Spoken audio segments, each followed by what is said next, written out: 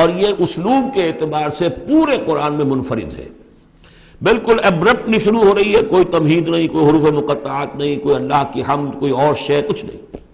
قرآن مجید کی عظمت کچھ نہیں، بلکہ الذین اس سے جملہ شروع ہو رہا ہے جو عام طور پر جملے کے شروع کے لیے عام اسلوب نہیں ہے. پھر یہ کہ وہ جو اسلوب ہوتا ہے آیات کے آخر میں اللہ تعالیٰ کے اسماء اور اللہ کی صفات کا، انہو عزیز الحکیم، وہ تو بڑا غفور ہے، رحیم ہے، اس طرح کی کوئی شے آپ کو یہاں نہیں ملے گی. اسلوب بالکل مختلف ہے. ہر آیت ابرپٹ شروع ہو رہی ہے، سورت بھی ابرپٹلی شروع ہوئی ہے اور ابرپٹلی ختم ہو جائے گی. اسی طریقے سے ہر آیت جو ہے شروع ہوتی ہے اور ابرپٹلی ختم ہو جاتی ہے بغیر کسی اختتامی اللہ کے اسماء اور صفات کے حوالے کی.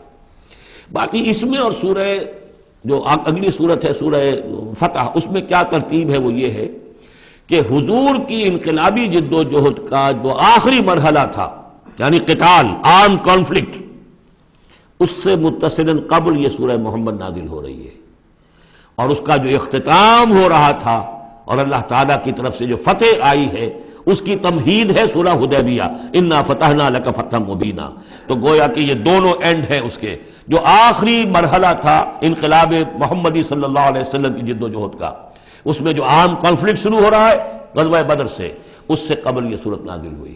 اور جب آخری فتح ہونے والی ہے اور وہ فتح مکہ کی ہوگی، لیکن اس سے قبل جو اللہ نے تمہیدی فتح دی ہے وہ فتح ہے انا فتحنا لک فتحا مبینا، وہ صلح حدیبیہ جس کا ذکر جو ہے وہ سورہ فتح کے اندر ہے. یہ ربط ہے ان میں. بسم اللہ الرحمن الرحیم. الذین کفروا وصدوا عن سبیل اللہ اضل اعمالہم. جن لوگوں نے کفر کیا اور اللہ کے راستے سے روکا اور خود بھی رکے. صدا یا سدو میں عرض کر چکا ہوں بار بار، رکنا بھی روکنا بھی، یہ فعل لازم بھی ہے، فعل متعدی بھی ہے. جنہوں نے کفر کیا خود بھی رکے اور دوسروں کو بھی روکا اللہ کے راستے سے، اللہ نے ان کی ساری جد و جہد کو ضائع کر دیا. اضل اعمالہم. ان کی ساری کوشش جو تھی اللہ کے دین کے راستے کو روکنے کی، حضور کی دعوت کو کے راستے کو روکنے کی، سب جا چکی، ضائع ہو چکی، اکارت ہو چکی. اور اب یہ قافلہ جو ہے دعوت محمدی کا صلی اللہ علیہ وسلم اور انقلاب نبوی کا، یہ اپنے منزل کی طرف بڑھے گا. وہ آخری درجے میں اب شامل ہونے والا ہے. والذین آمنوا وعملوا الصالحات وآمنوا بما نزل علی محمد وهو الحق من ربهم کفر عنهم سیئاتهم واصلح بالهم. اور اس کے برعکس جو لوگ ایمان لائے، جنہوں نے نیک عمل کیے اور جو ایمان لائے اس شے پر جو نازل کی گئی ہے محمد پر صلی اللہ علیہ وسلم، وهو الحق، اور وہ حق ہے، من ربهم، ان کے رب کی طرف سے، کفر عنہم سیئاتہم، اللہ نے دور کر دیے، معاف کر دیے ان سے ان کی خطائیں، ان کی غلطیاں. واصلح بالہم، اور ان کے حال کو، ان کی کیفیت کو سنوار دیا، بنا دیا، ان کی سیرتیں، ان کے کردار. اب دیکھ لو یہ جو صحابہ کی جماعت جو ہے، ان کی سیرتیں دیکھو، ان کی شخصیتیں دیکھو. اللہ تعالیٰ نے ان کو نکھار کر ان بھٹیوں میں سے گزار کر کے جو مکے میں تھیں، جن میں سے کہ آزمائشوں کی بھٹیوں میں سے نکل کر آئے ہیں، تو کندن ہو چکے ہیں، خالص زر خالص. ذالک بان الذین کفروا اتبعوا الباطل، یہ اس لیے کہ جن لوگوں نے کفر کیا انہوں نے باطل کی پیروی کی، لہذا وہ تو نتیجہ اس کا وہی نکلنا تھا جو نکل رہا ہے. وَأَنَّ الَّذِينَ آمَنُوا اتَّبَعُوا الْحَقَّ مِن رَبِّهِمْ، اور جو لوگ ایمان لائے انہوں نے پیروی کی حق کی جو ان کے رب کی طرف سے آیا ہے. كَذَلِكَ يَضْرِبُ اللَّهُ لِلنَّاسِ أَمْثَالَهُمْ، اسی طرح اللہ تعالیٰ لوگوں کے لیے ان کی مثالیں بیان کرتا ہے. فَإِذَا لَقِيتُمُ الَّذِينَ كَفَرُوا فَضَرْبَ الرِّقَابِ. اب یہ ہے آیت جو مشکلات القرآن میں سے ہے. اس کی وجہ کیا ہے کہ اس میں بھی ایک تقدیم و تاخیر ہے. تقدیم و تاخیر کا اصول میں بتا چکا ہوں، قرآن مجید میں ہوتا ہے اس کے آہنگ کی وجہ سے، اور غور کرنا پڑتا ہے کہ اس کی اصل ترتیب کیا ہے، اور اس سے پھر بات واضح ہوتی ہے. تو یہ قانون دیا جا رہا ہے. اسی کا حوالہ تھا سورہ انفال میں کہ اگر یہ پہلے سے بات نہ آ گئی ہوتی تو اے مسلمانوں، تم نے جو یہ قیدیوں کو ذرا فدیہ لے کر چھوڑنے کا فیصلہ کیا ہے، اس پر تم پر بڑی سخت گرفت ہوتی ہے اللہ کی. لیکن چونکہ یہ آیت آ چکی تھی، اب وہ اس کی وضاحت میں کر دوں گا آپ کو. فَإِذَا لَقِيتُمُ الَّذِينَ كَفَرُوا، تو اے مسلمانوں جب اب تمہاری مٹ بھیڑ ہو کافروں سے، اب جو ہے عام کانفلکٹ شروع ہونا ہے، اب تلوار سے ٹکرائے گی، میدان میں تمہیں آنا پڑے گا.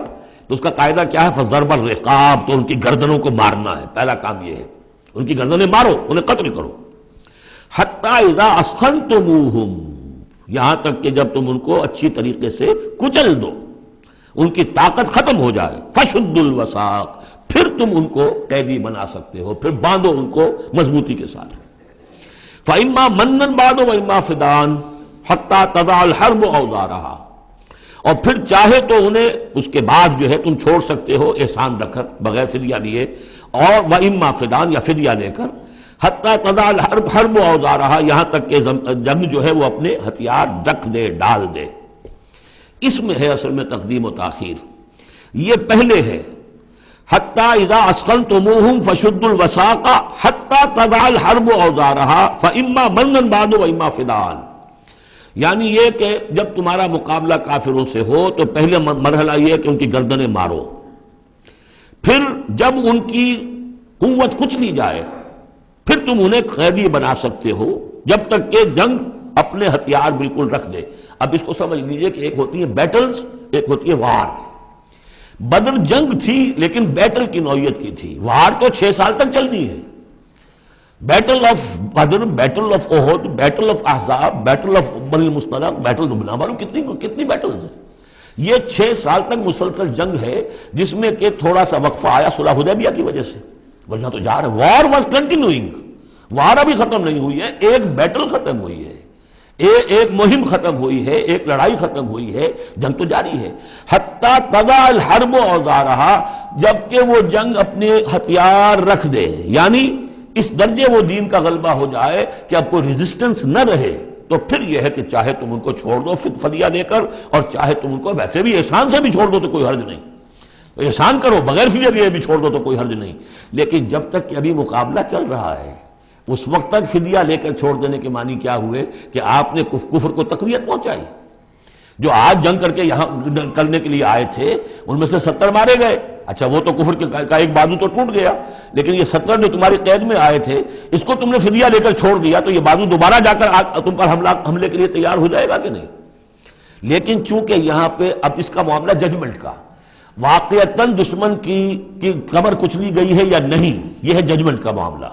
تو حضور نے اگر یہ سمجھا کہ قمر کچھ نہیں گئی ہے تو اس کے اوپر پکڑ نہیں ہو سکتی۔ اجتہاد جو ہے، اجتہاد کا اصول یہ ہے کہ اجتہاد میں مخطی بھی ہو تو اسے اجر ملتا ہے اور مصیب ہو تو دوہرا اجر ہے۔ چونکہ حضور کے اجتہاد پر یہ تھا تو آپ کو اگر چھوڑ دیا گیا تو اما منن بعد و اما فدان، جب یہ آلٹرنیٹو اس کے اندر موجود ہے اس آیت کے اندر کہ اس کے بعد پھر چاہو تو تم بغیر کوئی فدیہ لیے ہوئے احسان بھر کر چھوڑ دو اور چاہے فدیہ لے کر چھوڑ دو، تو حضور نے اس کو استعمال کیا ہے۔ اگرچہ اللہ تعالیٰ کے نزدیک ابھی وہ کچھ بھی نہیں گئی تھی کفر کی طاقت، لہذا یہ قبل از وقت ہے جو اجتہاد ہو گیا ہے۔ اسی لیے کہا کہ اگر یہ آیت نازل نہ ہو چکی ہوتی پہلے تو جو کچھ تم نے کیا ہے اللہ تعالیٰ اس پر تمہاری پکڑ سخت کرتا۔ میرا خیال ہے میں وہ آیت بھی آپ کو سنائی دوں، اس لیے کہ یہ بہت مشکل مقامات میں سے ہے، بڑی مشکل سے لوگوں کی سمجھ میں آتی ہے۔ یہ دیکھیے یہ آیت نمبر 67 سے سنا رہا ہوں۔ ما کان لنبی ان یکون لہ اسرا حتی یسخن فی الارض، وہی لفظ جو یہاں آیا ہے حتی اذا اسخنتموہم حتی یسخن فی الارض، کسی نبی کے لیے یہ روا نہیں ہے کہ وہ کوئی قیدی بنا لے جب تک کہ زمین میں پوری طریقے سے خونریزی نہ ہو جائے اور کفر کو کچل نہ دیا جائے۔ تریدون عرض الدنیا، تم دنیا کا ساز و سامان چاہتے ہو کہ یہ فدیہ دیں گے رقم آئے گی، واللہ یرید الآخرہ، اللہ کے نگاہوں کے سامنے آخرت ہے۔ اللہ عزیز الحکیم، اللہ عزیز اور حکیم ہے۔ لولا کتاب من اللہ سبقا، اگر یہ اللہ کی طرف سے وہ کتاب پہلے آنا چکی ہوتی، حکم، اب یہ کتاب کے معنی پھر وہی حکم ہے یہاں پر، اللہ کی طرف سے پہلے یہ آیت جو ہے جو اس حکم پر مبنی ہے وہ نازل نہ ہو چکی ہوتی، لمسکم فیما اخذتم عذاب عظیم، تو جو کچھ تم نے لیا ہے اس پر تمہارے اوپر بڑی سخت گرفت ہوتی ہے اللہ کی طرف سے، لیکن چونکہ وہ تھی فَكُلُوا مِمَّا غَنِمْتُمْ حَلَالًا طَيِّبًا، تو جو بھی اب تمہیں غنیمت ملی ہے اسے کھاؤ حلال، اس کو حلال اور طیب سمجھتے۔ یہ ہے اس آیت کا مطلب، جب تمہارا مقابلہ ہو دشمنوں سے تو گردنیں مارنا ہے پہلا کام، پھر جب پوری طرح کچل لو، طاقت کچھ نہیں گئی کفر کی، تو پھر قیدی بھی بناؤ۔ فَشُدُّ الْوَثَاقَ حَتَّى تَضَعَ الْحَرْبُ أَوْزَارَهَا، جب جنگ بالکل ختم ہو جائے اور گویا کہ وہ ہتھیار ڈال دیے جنگ نے، ڈگ ڈال دیے، اب کوئی طاقت نہیں رہی کفر میں، پھر تم چاہو تو ان کو فدیہ لے کر چھوڑ دو، چاہو تو بغیر فدیہ کے بھی چھوڑ دو، کوئی بات نہیں، اب کوئی خطرہ نہیں، اس لیے کہ انقلاب آ چکا اور مستحکم ہو چکا، اب ان کے کیے کچھ نہیں ہوگا۔ حتی تضع الحرب اوزارها ذلک ولو یشاء اللہ لانتصر منہم، اللہ چاہتا تو خود ہی ان سے بدلہ لے لیتا، ان کفار سے انتقام لے لیتا، ولکن لیبلو بعضکم ببعض، اللہ تعالیٰ چاہتا تو اس 1000 کے لشکر کو آنے واحد میں ختم کر دیتا، لیکن اللہ نے تمہیں موقع دیا، تمہاری آزمائش کی، تمہارے صبر کا امتحان لیا، لیکن اللہ تعالیٰ امتحان لیتا ہے، جانچتا ہے بعض کو بعض کے ذریعے سے، وہ 1000 کے لشکر کے ذریعے سے ان 313 کے استقامت کی ایمان اور استقامت جو ہے اس کی آزمائش ہو گئی. والذین قتلوا فی سبیل اللہ فلن یضل اعمالہم، اور جو لوگ اللہ کی راہ میں قتل ہو گئے تو اللہ تعالیٰ ان کے اعمال کو ضائع کرنے والا نہیں ہے، ان کے سارے اعمال کا بھرپور اجر انہیں مل جائے گا. سیہدیہم ویصلح بالہم، اللہ تعالیٰ ان کو راہ دے گا، پہنچا دے گا، جنت تک پہنچا دے گا، اور ان کے جو معاملہ ہوگا وہاں پہ ان کے احوال بہت اعلیٰ ہوں گے، بہت عمدہ ہوں گے. وَيُدْخِلُهُمُ الْجَنَّةَ عَرَّفَهَا لَهُمْ، اور داخل کرے گا انہیں اس باغات میں جو پہلے ہی انہیں پہچنوا دی ہے، بتا دیا ہے کہ اس جنت میں کیا کچھ ہوگا، وہ تو ہم بتا چکے ہیں قرآن کے اندر، اس جنت میں داخل کرے گا. یا ایھا الذین آمنوا ان تنصروا اللہ ینصرکم ویثبت اقدامکم، اہل ایمان اگر تم اللہ کی مدد کرو گے تو اللہ تمہاری مدد کرے گا اور تمہارے قدموں کو جما دے گا. یہ بہت اہم قانون ہے اللہ کا. تم اللہ کی مدد کرو گے تو اللہ مدد کرے گا. تم اللہ کے دشمنوں سے پینگیں بڑھاؤ، دوستیاں کرو، ان کی وفاداریوں کے دم بھرو، انہیں اپنا سرپرست سمجھو، انہیں اپنا حمایتی اور مددگار سمجھو، اور ساتھ ہی دعا کرو تو دعائے قنوت نازلہ چاہے سال بھر کرتے رہو گے، اللہ نہیں سنے گا تمہاری دعا.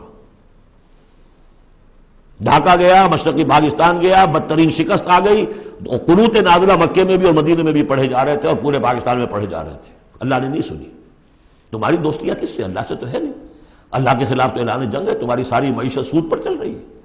تم نے اللہ کے باغیوں کو دوست بنایا ہوا، انہیں اپنا سرپرست سمجھتے ہو، انہی کی مدد پر تمہارا جو ہے سارا سہارا بھروسہ ہے.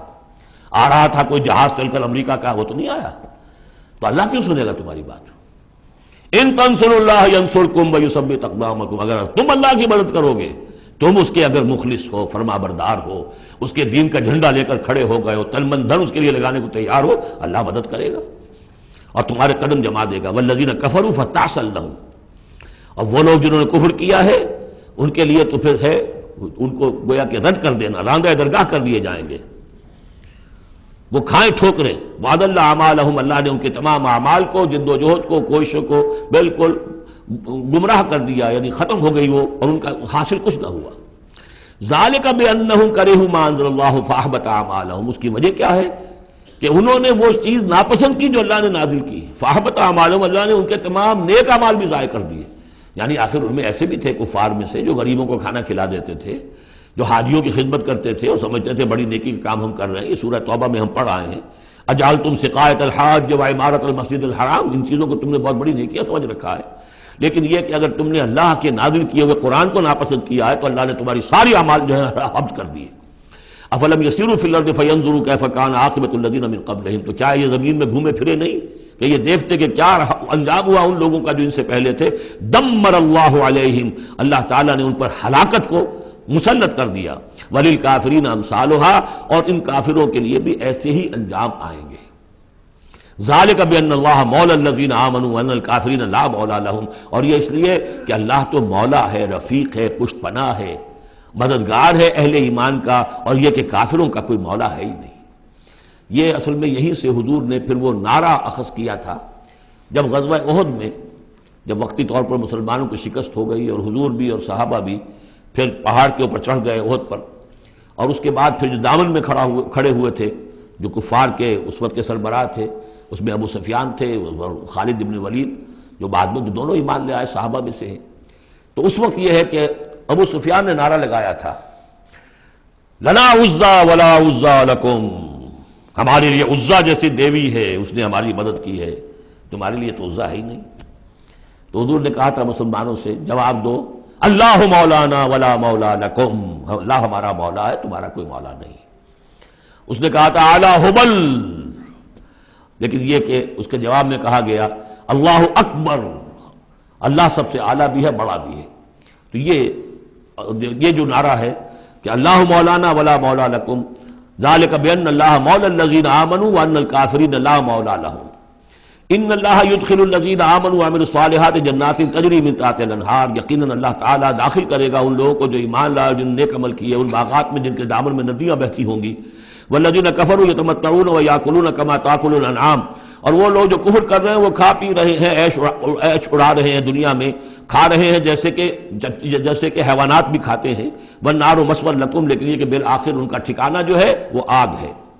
وَكَأَيٍّ مِّن قَرْيَةٍ هِيَ أَشَدُّ قُوَّةً مِّن قَرْيَتِكَ الَّتِي أَخْرَجَتْكَ، اور اے نبی کتنی ہی بستیاں ایسی گزری ہیں کہ جو اس بستی سے کہیں زیادہ قوت میں تھیں جس نے آپ کو نکلنے پر مجبور کیا ہے. مکے سے بڑے بڑے شہر تھے، ان سے بڑے بڑے بڑی اس کی جو ہے قوتیں تھیں، بڑی طاقتور قومیں وہاں رہتی تھیں.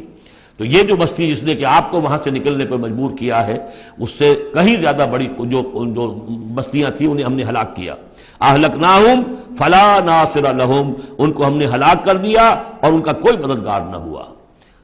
افمن کان علی بینۃ من ربہ کمن زین لہ سوء عملہ، تو بھلا وہ شخص جو اپنے رب کی طرف سے بینہ پر ہے، اس کی سرشت اور اس کی فطرت نیک ہے، اور پھر یہ کہ اس کو اللہ تعالیٰ نے جو ہدایت دی ہے وہ اس پر قائم ہے.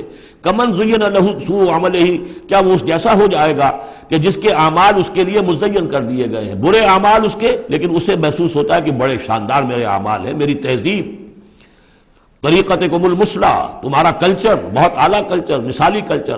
واتبعوا اہواءہم، اور انہوں نے پیروی کی ہے اپنی خواہشات کی. ان دونوں میں ظاہر بات ہے کوئی مساوات نہیں ہو سکتی. وہ جو اللہ کی طرف سے بینہ پر ہے وہ کامیاب ہونے والے ہیں، اور یہ لوگ جو اپنی خواہشات کی پیروی کر رہے ہیں ناکام ہونے والے ہیں. بارک اللہ لی ولکم فی القرآن العظیم ونفعنی وإیاکم بالآیات والذکر